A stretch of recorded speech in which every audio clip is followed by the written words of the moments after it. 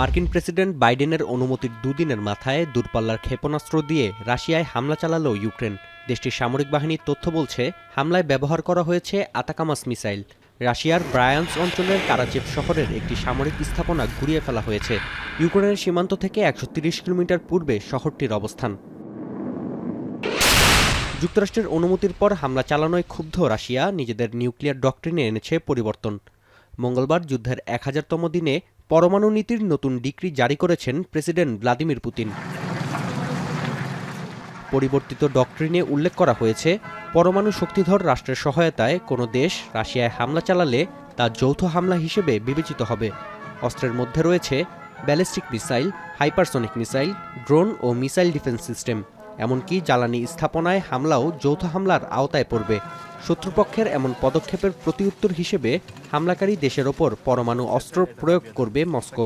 প্রতিবেশী মিত্র বেলারুশে হামলা হলে একই নীতি অনুসরণ করবে পুতিন প্রশাসন। ক্রেমলিন জানিয়েছে, পরমাণু অস্ত্রকে প্রতিরক্ষার মাধ্যম হিসেবে দেখে রাশিয়া। বাধ্য না হলে এমন ধ্বংসাত্মক অস্ত্র প্রয়োগ করবে না মস্কো। Второе, Россия всегда рассматривала ядерное оружие как средство сдерживания, применение которого является крайней и вынужденной мерой. কুরস্কে রাশিয়ার পক্ষে ১১,০০০ উত্তর কোরীয় সেনা লড়লেও শিগগিরই এই সংখ্যা পৌঁছাতে পারে ১ লাখে। সংঘাতের সহস্রতম দিন উপলক্ষে পার্লামেন্টে বক্তৃতায় এমনই আশঙ্কা প্রকাশ করেছেন ইউক্রেনীয় প্রেসিডেন্ট। রাশিয়াকে আটকাতে দেশটির জ্বালানি খাতের ওপর নিষেধাজ্ঞা আরও কঠোর করার আহ্বান জানান Zelensky. May grow to 100,000. While some European leaders think about, some elections or something like this at Ukraine's expense, Putin is focused on winning this war.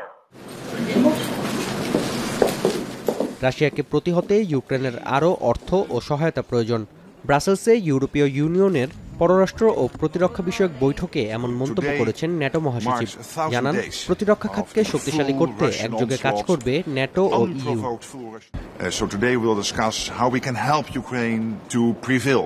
That means more aid, more money, and we have to make available to them, particularly now that the North Koreans have come on board.